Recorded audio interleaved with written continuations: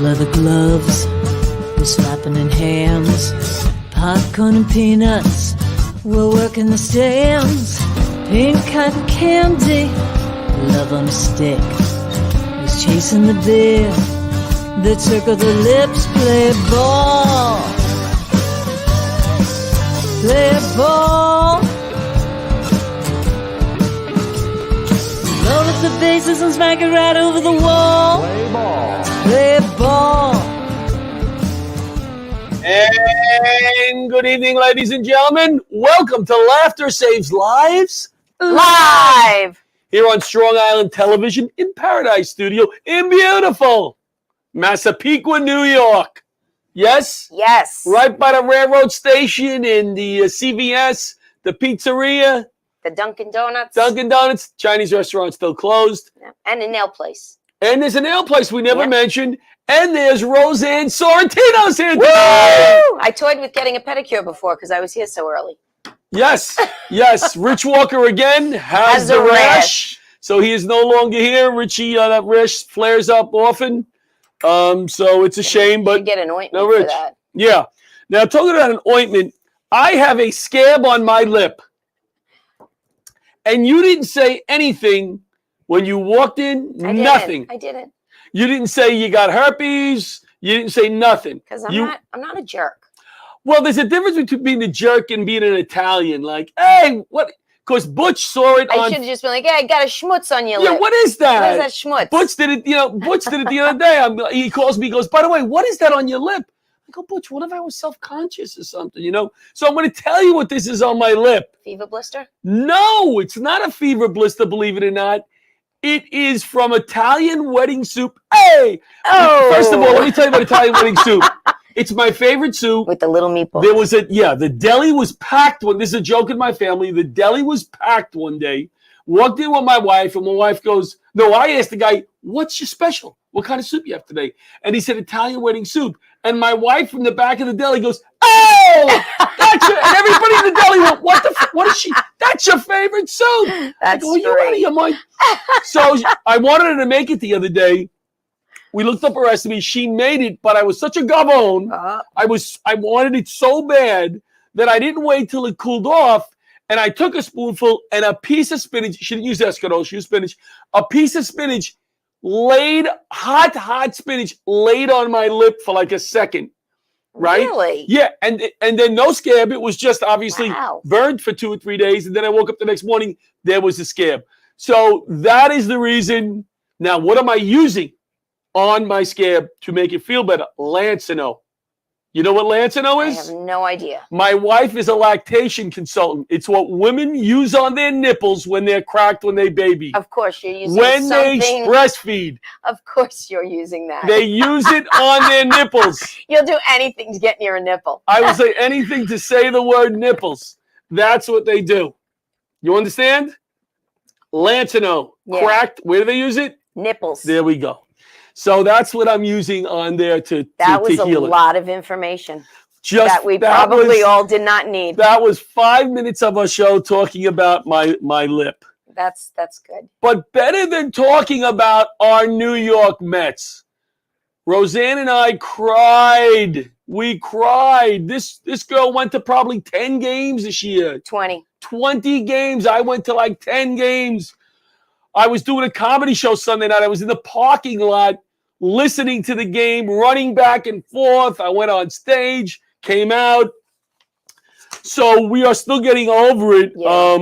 And it's not easy dealing with the Yankee fans. Why are you a Met fan? Did I ask you this last week? You did. And I realized my answer was not a great answer. See, because I just grew up in a family, we watched baseball. I just remember it being on TV. If my mother was here, she'd be like, we didn't watch baseball. But we did. I remember it being on TV. And it was just always kind of on. And then when I got older, like in my teens, that's when I really became. Was it a player that was hunky, like Lee Mazzilli? Or what? Are you too young? I am too young. Too young for Lee Mazzilli? Yeah. So who was the hunky player that you were like, oh, New York Mets? I don't. Did you ever go see Queens College and see me play? Maybe that was the hunky player. I think that might have been it. It was you. It was you. I just mistook you for the Mets. That's what it was. See, I was a good hitter. I was a good hitter in college. I was. So yeah, it was sad. It was sad. My dad did a record of 30 damn it's during the game. You know what I mean? Like somebody's trying, damn it. You know, I go, would you calm down? He gets me so stressed. Wow. My son is so crazy about it. I called him. He was in Lake George. He goes, I can't talk. I scared the dog like 3 or 4 times because I just start screaming and pacing. But you know what it is? It goes beyond baseball. It's not that a baseball team lost. My grandfather, my dad, we used to watch the games together. So it took another week away from us of having some fun and enjoying it. Yeah, I'm sure the players feel terrible. That's true. Too. I'm sure they feel terrible. Oh, I'm sure they're listen, it's Butch. Hey, do you by any chance know who else is a Mets fan, I think? Who? Michael Barasch. Is he? Michael Barasch is a Mets fan. And also, Michael Barasch is our sponsor, and he's number 1 lawyer for the 9/11 community. Barasch and McGarry, lawyers for the 9/11 community, our big sponsor, and a Met fan. We don't know if he's a Met fan, but that's Butch's way of saying, hey, stupid, you forgot to say the sponsor. See how nice he is? That was nice. Didn't say anything, nice. But the lip he had to say. Closed my pool yesterday. Wah, wah. It's a sad day, you know. It's a little pool. It's above ground. I love my little pool. I go in it all the time. And I bought a heat pump this year, so I extended the season 2 weeks or whatever. But when you close the pool, it's kind of sad. You know what you need to get for the winter? A hot tub. Yeah. And the hot tubs are so hard to maintain, and my wife refuses skin things. She's very germophobic and all of that stuff. All right. I like a good hot tub. Yeah. So let me see. We're gonna go into our guests early tonight because we got a packed show. I mean, if you want me to continue talking about Lancino, we can do that. But I think we'll go into our guests. Our first guest for tonight. This is a really interesting guest. He is a baseball announcer. I'm sure he does other things also. Did a lot of minor league games. And this year, the Mets needed some fill-in announcers or announcer. And Jake got the call. So Jake did some Met games this year. And we're going to bring on Jake Eisenberg. Mr. Jake. Hey. Look at him. He's thrilled to be here. He's breaking up. You're breaking up, or is that how you do the games? You say every other pitch. Oh, we got some technical difficulties. You guys hear me now? A little technical difficulties. You're freezing and you're breaking up there, Jake. Butch, should we have him sign in and sign out? Yeah, Jake, drop out. Just go. You see where it says leave studio? Yeah. Oh, now he's okay, though. Oh, you might be okay. You guys got me now? Let's try it. Let's try it. You there, Jake? I'm here. Oh, right. There he is. So my first question to you, I'm not going to ask you the question about the Mets and all that stuff. I want to focus more on you. So you're doing minor league games for how long? This is my 5th season doing minor league baseball. And I guess this is a silly question because, so you're in the minor leagues. There's a lot of minor league teams. All those announcers are not going to make it to the major leagues. And I'm assuming a lot of them are just doing it because they enjoy doing it. But your dream was to go and do major league games. Sure. Yeah. Right? Absolutely. And I think that's true for the other 159 minor league broadcasters too. Yeah, it's something that we all enjoy doing. But, the goal, just like it is for the minor league players, is to one day do this at the biggest level and the biggest stage, and that's Major League Baseball. Now, you grew up in Long Island? Yeah, I grew up in Port Washington. Met fan? Oh, yeah. 20 minutes from Shea. Okay. Nice. That's awesome. So you're a big Met fan. You're in the minor leagues doing these games. Are you like your agent, like tickling the Mets every little while? Hey, Jake, you want to come to the Mets? No. Doesn't really work like that. I mean, you keep your ear to the ground and you see what might be available in terms of opportunities. But this is actually something that came up, pretty late in the process. I only found out about this opportunity really the week before the minor league season started. So everything kind of came together pretty quickly. All right. What was that like when did you get a call, from the Mets? Yeah. Were you freaking out or what? Minor league players, they get the call they get the call. They say, hey, you're going to the big leagues. Right. And I guess I got a similar call. I was sitting, in the press box here in Omaha, Nebraska, which is where I live and do minor league baseball for the Royals AAA affiliate, and had been going through this process, with the Mets radio broadcast team about, maybe potentially being one of their candidates, and ultimately got the call that it was going to be me for these games to fill in wherever needed. And it's one thing to get the call that says, hey, after doing all of these minor league games, you're going to have a chance to broadcast Major League Baseball. It's an entirely other thing to hear that those Major League games are going to come with the Mets, the team you grew up listening to, going to Shea, going to City, going to games. I mean, Howie Rose is the reason that I wanted to do this in the first place. So to get to know him, pretty well over the last, few months and few years, and he's given me a tremendous amount of advice, to get to call games with him and get to be a part of that environment with him and everybody else that's involved was just like the dream beyond dreams. It could have been any one of 30 different teams that gave me a call at some point, in the near future, hopefully. But the fact that it was the Mets made it extra special. How exciting. That is How exciting. So now you're sitting next to Howie Rose. You're doing a game. When do you, how is that team? How do you do that? Does Howie go, I'm going to do an inning, you're going to do an inning? Or, hey, shut up, kid, I'll tell you when to talk? How does that work? Well, there's certainly some deferential treatment. This is Howie's booth. This is Howie's broadcast. And, if he were on here, he would say, you know what, Jake, you're not filling in. This is your job the same way it is mine. That's what makes him as great and as gracious as he is. There is a split of innings generally, whether it's Howie and Wayne or me and Wayne or Howie and whoever else. And so it'd be Howie for the first two innings. Then, if I were sitting there, I would do the third and the fourth. He'd be back for the fifth and the sixth. I'd do the seventh. He would do the eighth and the ninth. So that's a natural split, regardless of whatever the pairing is that the lead broadcaster will do, 1, 2, 5, 6, 8, 9. Oh, so he's not in the booth those other innings? No, he is in the booth the entire game. We're both in the booth the entire game. It's just a matter of who's taking the lead on the actual play-by-play and who's providing some supplemental analysis throughout the game.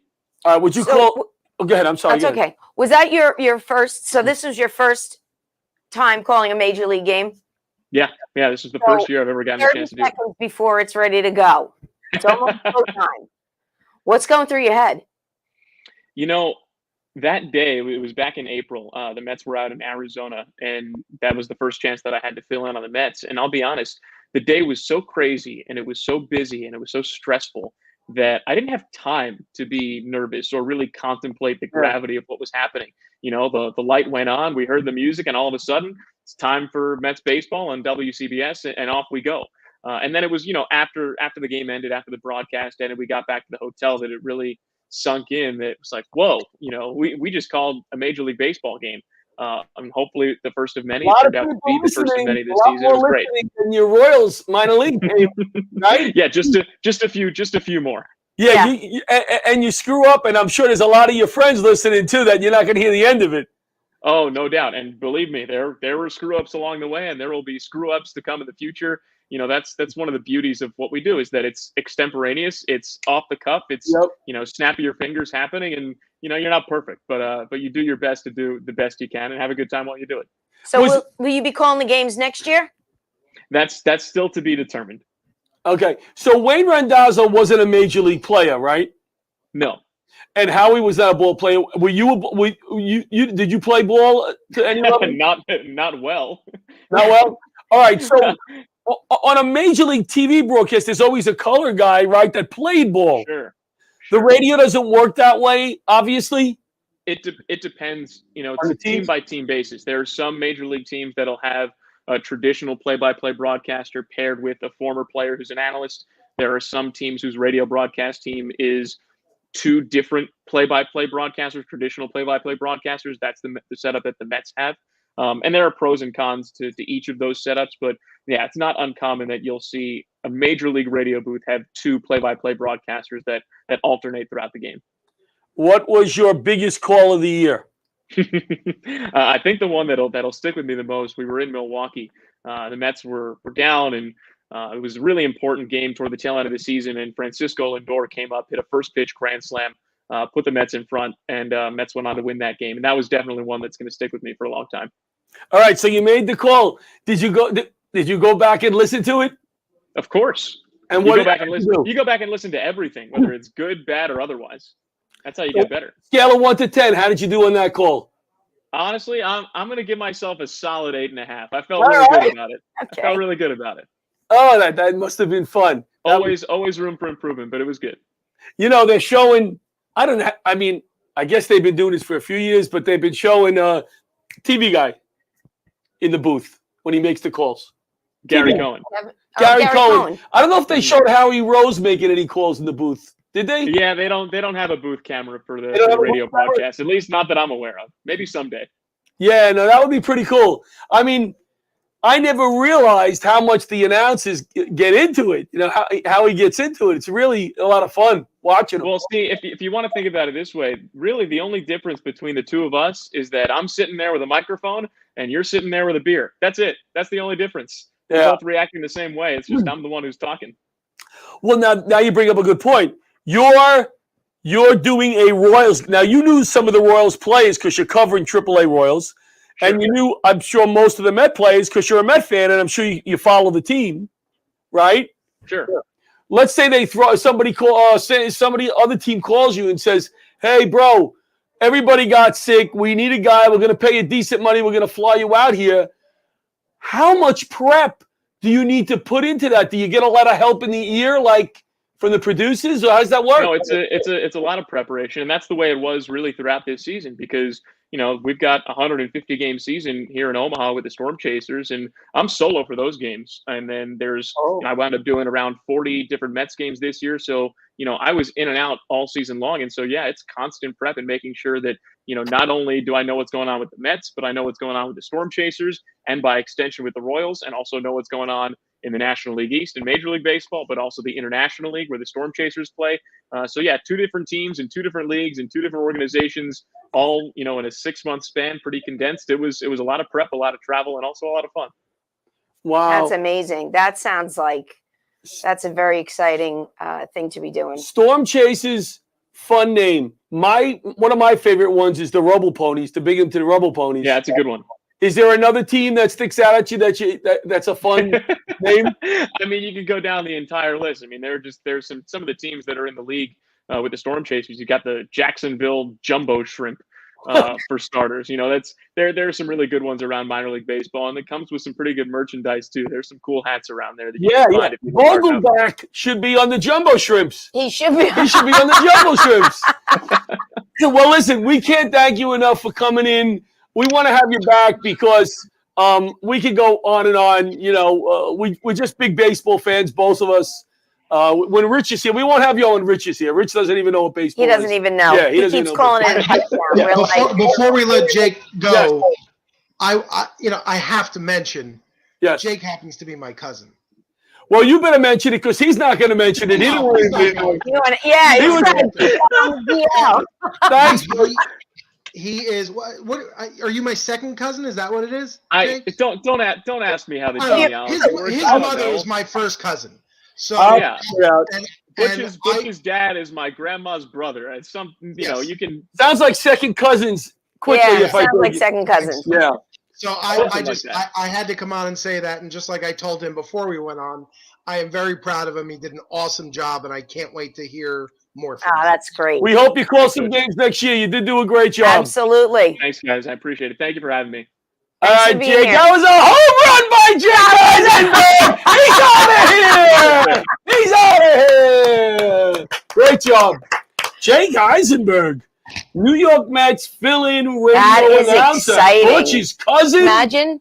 He's a little boy loving baseball, and then one day he's calling a Met game. That is something else. We're going to go to break right now, and we'll be back with Bobby Dolan.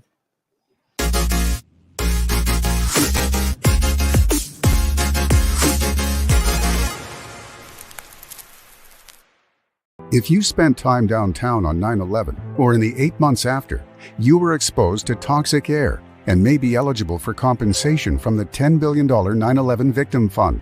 But most people who qualify still haven't claimed what they're entitled to. I worked downtown. I didn't die. I was an office worker. I felt like there were others who deserved the money more than I did. A major reason people haven't claimed the money they're due is guilt. They feel guilty claiming funds when others died or were first responders. I heard there were 9/11 funds, but because I wasn't a first responder, I did not apply. You do not have to be a first responder to qualify. This fund was created for everyone who worked, lived, or attended school south of Canal Street, who may have experienced or have experienced respiratory illness or any of the 68 cancers linked to the toxins. Even if you have a family history of cancer, there is a presumption linking most cancers to the toxins. I thought it was too late to make a claim.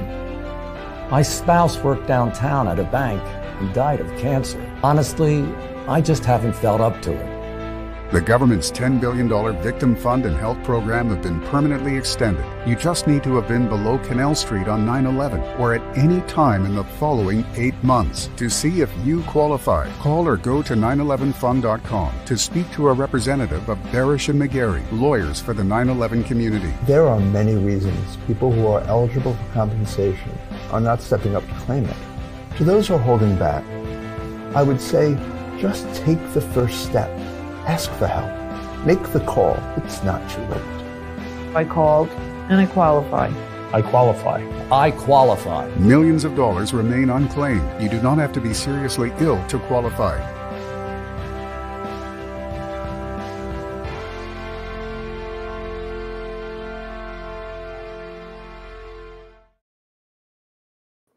And we're back. Laughter Saves Lives live. I decided I wanted to be center stage. I moved John out of the way. Now that she knows I don't have a herpes thing, she said, I'm going to move closer to you. That's very nice. Very nice. And I use Lancet on here, and they use that for breastfeeding on nipples. Yes. All right. So we have Bobby Dolan on, one of my favorite people. Hi, Bobby. Hello. How are you? Bobby was or still is an EMT, and she's all volunteer. Volunteer. She volunteers her time, and also a registered nurse For Northwell. I'm allowed to. Heroes. She's our hero segment tonight. Right, it is. Here's the hero. Yes, yes. We're here to talk a little bit of like a kind of follow-up about her son, Michael Dolan, who passed away from lung cancer. How long has it been already? He passed away in 2019. Wow.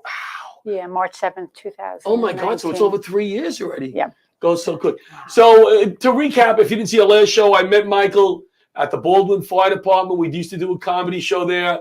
Michael got sick. We talked to Bonnie. We did a fundraiser. We had Michael on this show. And then Michael passed away. And in April, we did, I think it was April, we did a comedy fundraiser for a scholarship fund in Michael's name. And Bonnie gave, Bobby, I keep calling her Bonnie. Bobby gave two high school students. Two high schools. Scholarships. $2,000 each. $2,000 each. We raised $4,000. Okay, for the scholarships. Nice. Right. So tell us a little bit about the kids that got these scholarships. So they were two really nice young men who are going to pursue engineering, which is what Michael did, and just inventors, just out of the box thinkers and stuff. Just two really nice people, and it was really nice. The attendance office, the guidance office had helped pick out these two gentlemen and stuff. And hopefully in Christmas time, when they come home, maybe they'll come back on the show and we'll get to meet even them. if they zoom in, I said it would be nice to, because when I started Laughter Saves Lives Foundation, and I said this in the interview that we did together, this is the kind of thing that I mainly wanted to do. We knew Michael, and then we're giving scholarships to two young kids and working with wonderful people like this. It was great. It was just a great feeling to be able to have a small part in that. And I thank you for allowing us to do that because it made me feel good. It was great. It was a really great show. We had a really great turnout. We did. A lot better than I even expected. And the comedians are great, and everybody talked about it. There were people that I work with now, people from the fire department, people that I knew from elementary school. There were a lot of people that really came out to really support Michael. And it's really important to keep Michael's name alive and his way of doing things. Right. And yes, they were supporting Michael, but they were also supporting you because they love you. That's what I could see that from the people that were there talking to you. Yeah. And what was really cool too is the salt of the earth people that I like to work with, these VFW halls, these Knights of Columbus, the Volley Firehouses. We did it in the VFW. It was VFW, right? Mm-hmm. And the guys there who didn't know you, and it's the first time I did shows there, they were great. They were really great. What do you need? You know, they didn't charge us for the hall. Right. You know, they just sold their food and drinks and whatever, and it was a really good night. It was a great night. Thank you, John. It was a really good night. That really was great. So, what are you looking to do forward? Do you want to give out more money per scholarship, or do you want to give more scholarships next year? Probably more scholarships, and I'd like to try to do some more things besides just scholarships. Just find a way to find people who remind me of what Michael was about and what Michael would like. And it doesn't have to be a large amount of money, but I want them to do that. You know, that's what I'd like to do. For people who haven't seen this show or hadn't seen this segment, just tell us a little bit about Michael, what you would want people to remember about him. Good. Yeah. Michael definitely, all of his friends would say that Michael just really cared about people. You know, he really went above and beyond. He always wanted to help people. He'd stop on the road and, you know, if he saw somebody that needed help, you know, we help people in the fire department. But that's basically what it was about. He just really was the little I saw him, a sweet, nice person. Right. If I could give 2 words off the top of my head. Thank you. He was just easy to be around. Right. A good person, you know. Definitely. He was definitely my buddy, you know, as, you know, having adult children was really nice. You know, we had the fire department together, you know, and the funny story that I like to tell people is Michael joined the fire department before I did. And I saw how much he was passionate about it. And that's why I joined. I was starting to do firefighting and he was starting to ride the ambulance. And I realized that maybe I was a little too old to be doing firefighting. But Michael still always believed that I really could do this. But we always say that, and you know from the fire department that when somebody's new, you always answer to the more senior person. When you're a probationary member, no matter what they tell you to do, you do it. So Michael's captain at the time had said to him, she used to call him Dolan. She goes, Dolan, she goes, you can boss your mother around on fire ground. She goes, but when you go home, she's going to beat your. So be smart. So be smart. So, you know, Absolutely. So it was definitely a lot of respect and stuff, but definitely I think he was really proud of what I did. And I was beyond proud of what he did because he liked doing that. And he could just always find the good in anything. So when I'm having a bad day and something's upsetting me, I always think about what Michael would say. And Michael would always find the good in everybody, maybe even people who. Yeah. Right. But yeah, absolutely. And that's what I always say that, you know, when I talk about Michael and we talk about, you know, how sad it is that he's not here, I always just like to say to people that, you know, if you want to honor his memory, just be a good person, just be kind. That's a beautiful thing to say to people, you know, honor his memory, just be kind to people. Just be kind, because that's what Michael was all about. And we definitely need more of that. It's not that hard. You know, it's not that hard to just make eye contact with somebody and say hello and how you do. Right. And, it could change somebody's day. I know it. I do it all the time. Now, my family says I talk too much, you know, to people. So does mine. But I find that some people need it on that day, and I need it. I may meet somebody and they say something, it's like, wow, that really made my day, you know? Yeah, and that's what Michael is about. I used to talk to people in the food store, and my kids said, do you know them? Right. No. Yeah. Now I do. Now I do. Michael didn't talk a whole lot when he was younger. He was really very shy, and he just changed, and he just became this, you know, really personable, sweet, loving person that just would always do something good. And you know, no matter what people were about, Michael always, like I said, was just always good and sweet and stuff. So, you know, that's what you have to do to honor his memory. Yeah. It's one, you know, when we were shooting a docuseries, and the interview that we did together, I looked at it in detail for the first time the other day. Mm-hmm. And it's one of my favorite parts of everything that we shot, because you're so sincere and you could see just how much, you know, you miss him and you love him, but what kind of a person he is comes out through you. You could feel it, you know, you could feel it. So is there any place that you want people to go to know more about Michael, or is there any? I have a Facebook, we have a Facebook page. I love Michael Dolan. I haven't posted too much about that. So I'm relying on my daughter to help me do that and stuff. But is it all right if people go there and take a look? Of course, absolutely. And, you don't even have to reach out to me. I think at the end of the day, it's just everybody kind of live their lives and just really try to just do sweet, kind things and just think about him. I don't have to know about it. You don't even have to put it on social media. You just know in your heart that you've done something good. And I think that's what really matters and stuff. Michael wasn't about like accolades or whatever it is. Michael just liked people. He just liked doing things. He was the only one probably liked being in the hospital. He liked getting chemo because they had great snacks. So funny. The nurses probably loved him. And well, they all were about the same age and stuff. So absolutely. I mean, that's part of the reason why I actually work for Northwell now, is that I was really so impressed with the care that he got and how good they took care of him. And I'm going to do a shout out to Northwell. I sent an email to Michael Dowling, who's our CEO, who's now my boss, but at the time wasn't, to tell him how amazing the care was in the hospital. That's nice to hear. And he called me on the phone on a Sunday afternoon. He's a CEO of 75,000 employees. All right. That's the reason why I work for him. So we have to give him great story. We have to give him a little accolades. Absolutely. Yes. We have to go. Okay. But thank you so much for coming in again. And if we do have a show this year, which I hope we do, we always say who's ever co-hosting is on the show. So Roseanne will be on the show. Wonderful. I think Richie was on last year, right? Wasn't Richie on the show last year? I think he was. Yeah. You're asking me to have a good memory. All right. Okay. All right, it was a pleasure to meet you. Bobby Dolan, thank you so much for coming in. Thank you. Bye-bye. Hey, Bobby. All right, we're going to break and we'll be back with Rhonda and Shonda. Okay.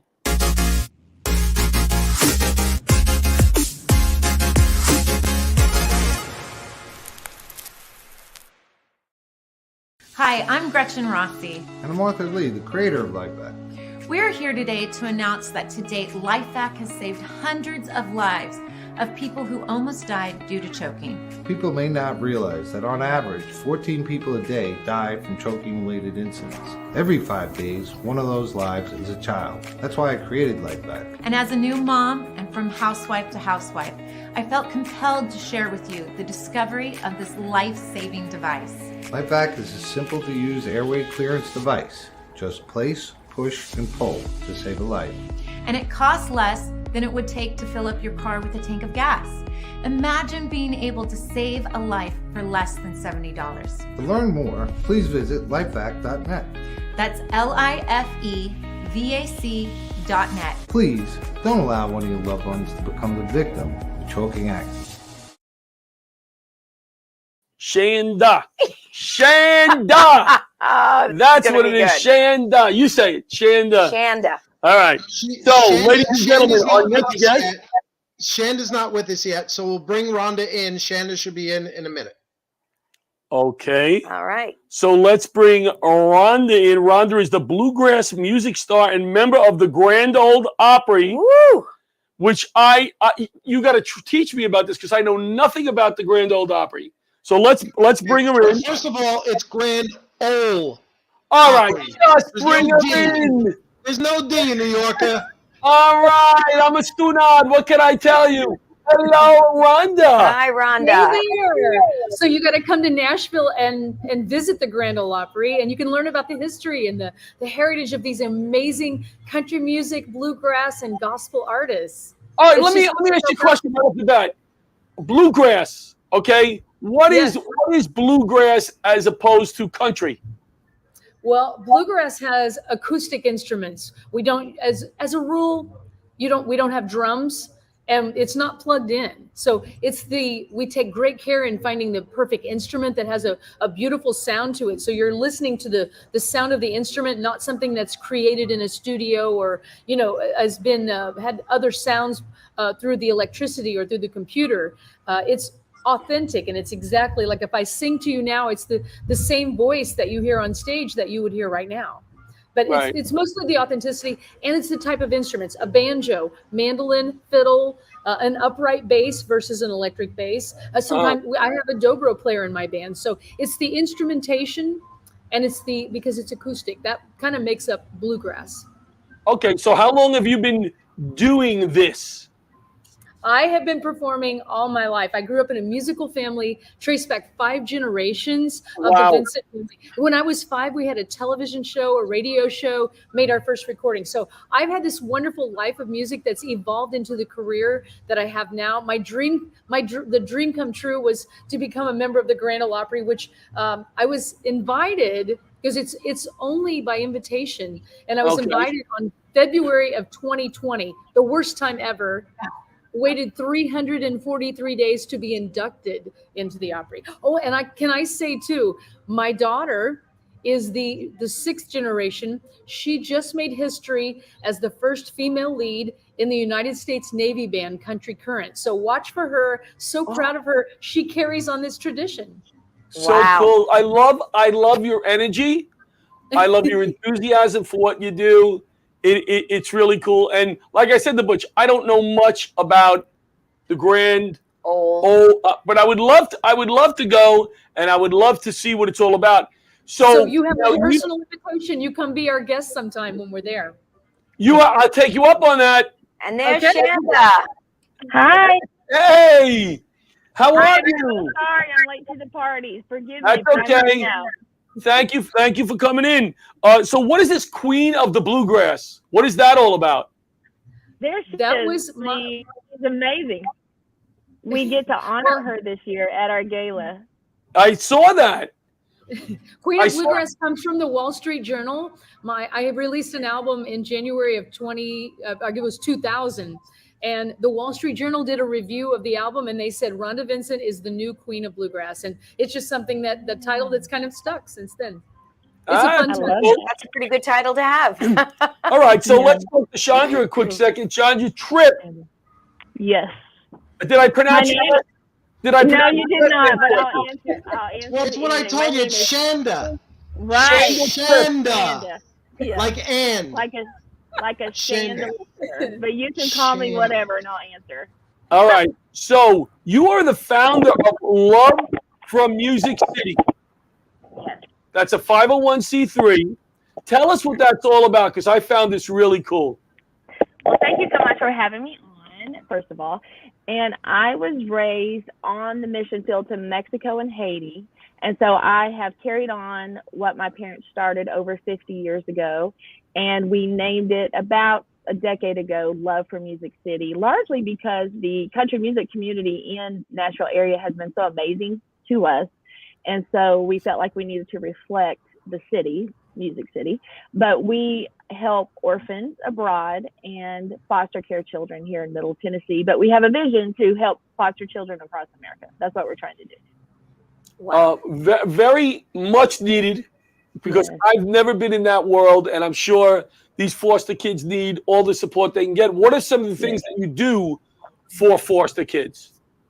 We have a product that we call a love pack, that it is a oversized bag. I'm sure you've seen those sad stories of children, foster children, that have to take their stuff from house to house in a trash bag.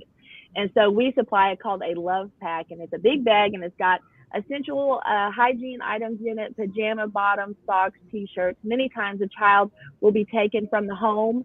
Maybe it's a crime scene, maybe it's drinking and driving, and dad's in jail and mom's drunk, and so the child is taken, and they will literally have nothing. They'll go to the DCS office, and then if someone is so kind to take them in their home in the middle of the night, the first thing they're going to want them to do is take a shower. And often, most of the time, they have nothing. And even if they do have their own things, a lot of times it's a crime scene, and they won't even be allowed to get their personal effects for at least a day or two. So the Love Pack program is something that we do all year round, and we're able to do that through DCS and other entities that work with foster children.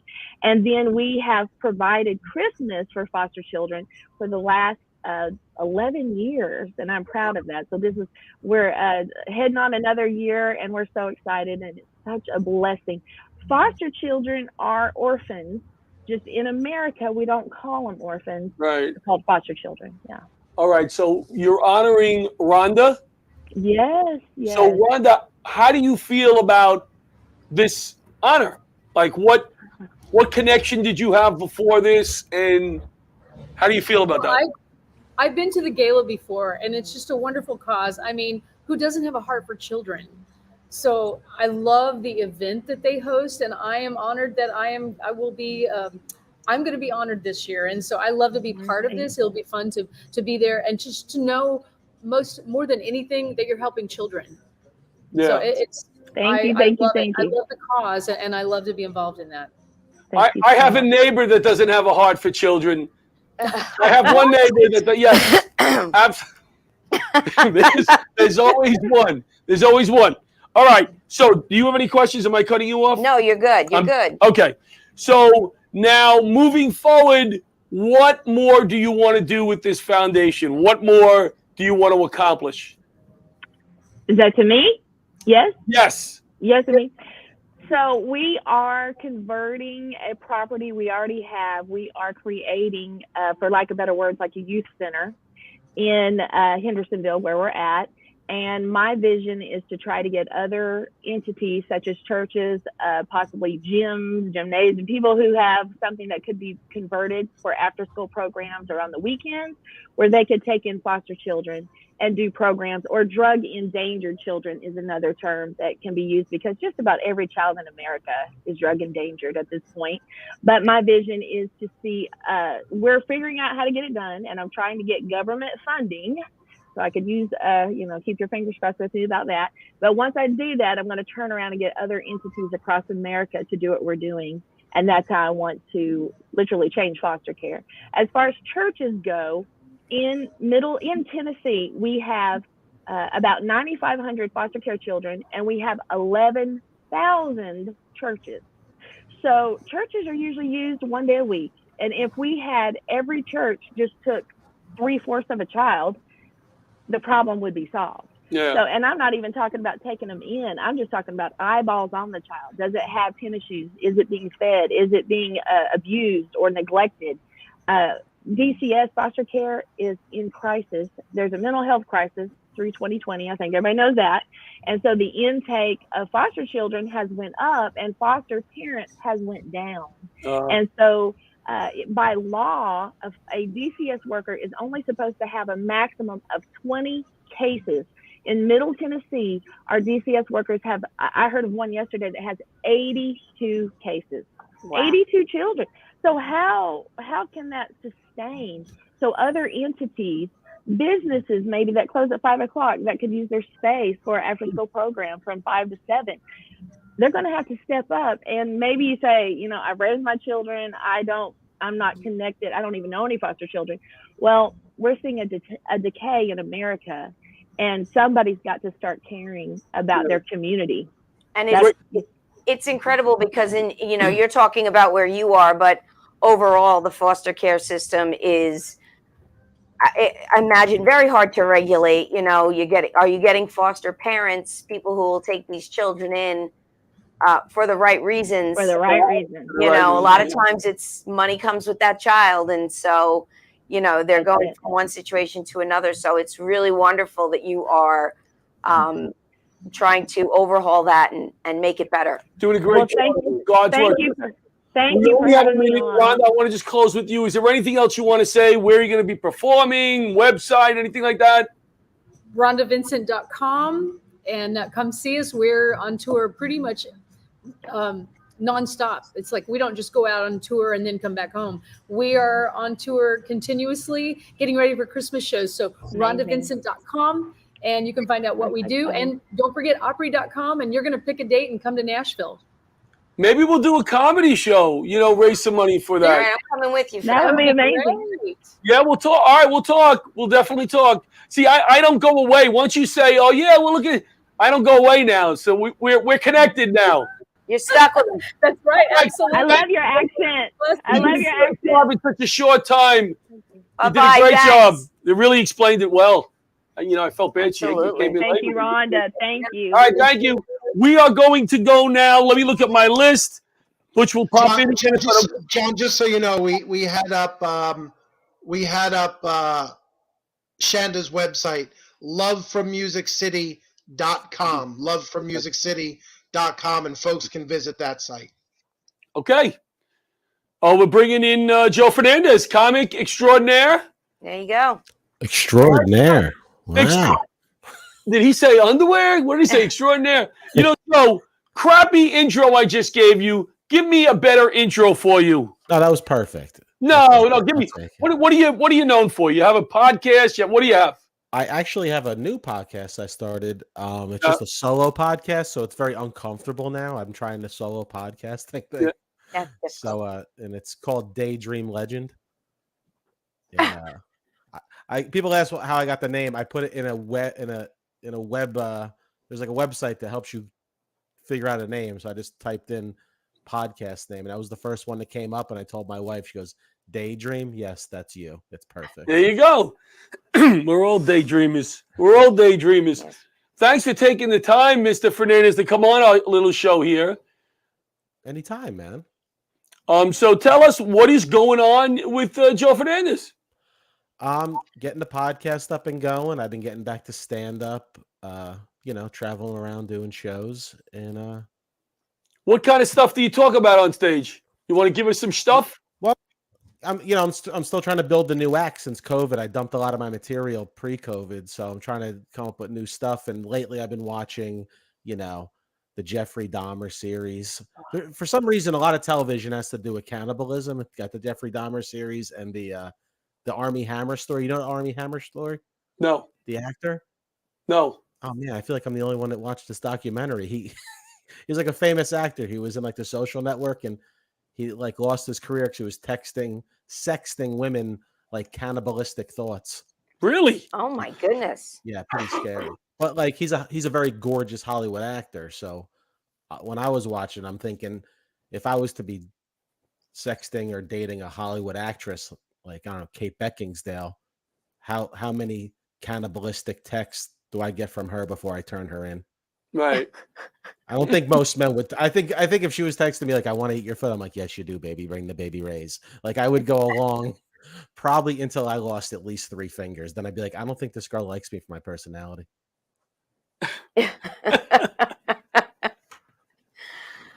So cannibalism stuff to bring up on stage. You can divide a crowd easily when you talk. You gotta have the right crowd.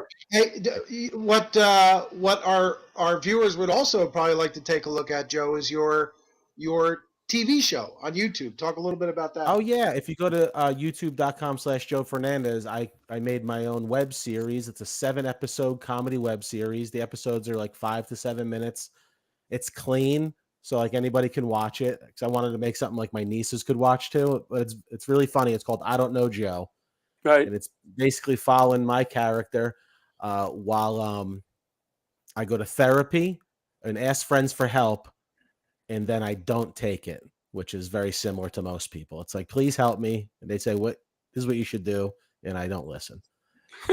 That's definitely like most guys. That's most people. Yeah. Yep. You get advice and you go, that's good advice.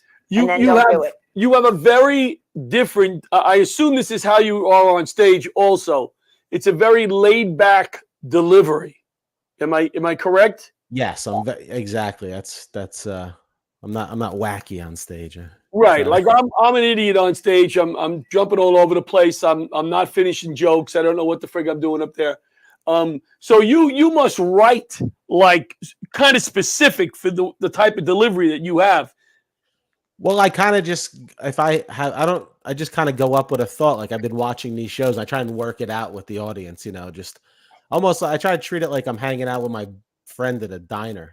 Right. I love that. I mean? Trying to just keep it very, natural. Because I feel like when I'm trying too hard, then I come off acty, and then I don't. I agree. And then I bomb, and then I'm like, why'd you be like that? Well, you can just deliver this stuff with very little energy, and then if you bomb, you say, well, I wasn't even trying. Exactly. I really wasn't putting anything into it.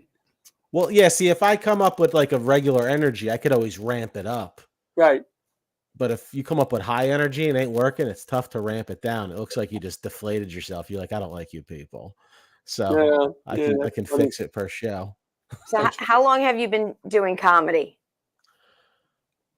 Well, the first time I did it was like 2004, but good. I've been doing it good probably since about 2015. I would, if I was going to take a ballpark figure. All right, fair. I've been doing it for probably close to 30 years, and good once I was good. I was really good. Once I was really good once, Joe. I'm not lying. I don't want to, what do you call it? Brag. But I was good once. What did they say? You're as good as your last show. That's how good you are. Yeah, true. And my last show was decent. So you know what? Comics do feel that way. It was very funny. So I booked the show for the most part. John helps out sometimes, but I booked the show for the most part. Last week I was looking for our comic, so I called up Fernandez and I said, "Hey, would you like to do the show this Wednesday night?" Meaning last Wednesday, and he said, "I can't. I've got a gig. I'm doing Wednesday and I'm doing Thursday." I was like, "All right, well, you'll come on next week. Great." Hung up the phone with him. I called Joe Conti, and I said to Joe, would you like to do the show Wednesday night? And he said, "I can't. I'm doing a show Wednesday and Thursday night." And I'm like, "What? That's impossible." So how are two guys? So it turns out Conti was opening up for Fernandez at the same place on Wednesday and Thursday night last week. Who would have thunk it? Who would have thunk it? What are the odds? What are the odds? What are the odds?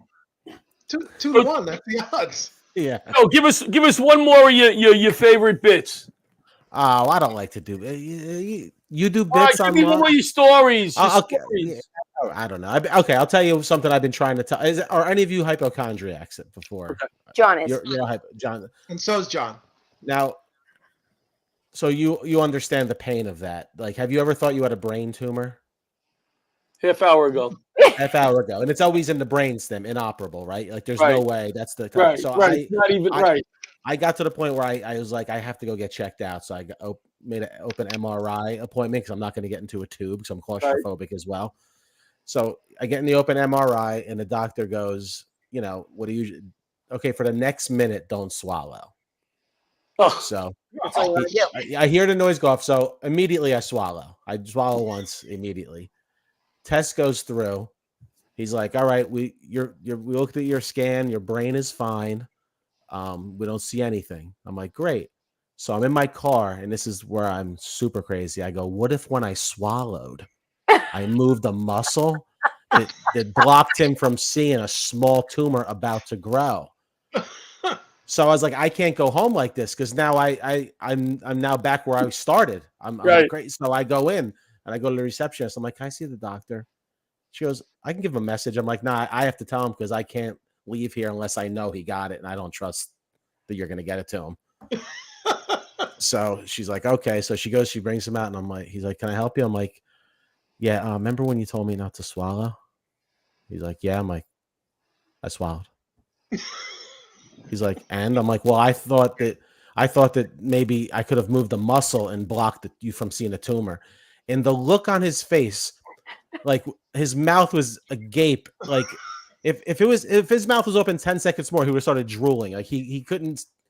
It was like he never saw a person that stupid.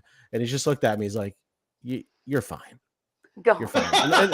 And all I'm thinking is he's actually thinking there might be something else wrong with your brain that I can't help, but you definitely don't have a tumor. Joe, thanks so much. I think we're out of time. Yes, we're out of time. Mm-hmm. Thank you for coming on, and we're gonna do some Jersey shows soon. I just talked to a couple of BPOE halls and veterans halls, and we're gonna have the Joe and Joes do Joe and Joe, Conti and Fernandez. Yeah, you think you can fit me on those shows? If you want to come out to Jersey, sure. He was good once. I appreciate it. I'm trying to save you time.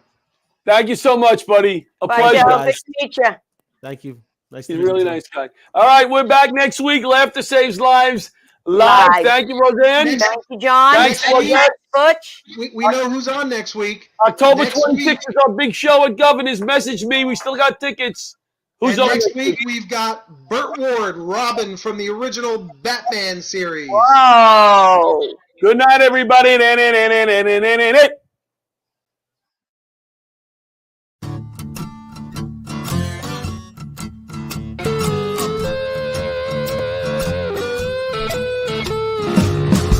Old leather gloves, we're slapping in hands.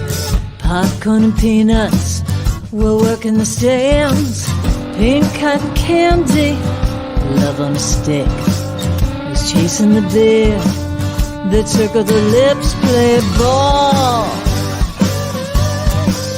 play ball. Roll up the bases and smack it right over the wall. Play ball, play ball.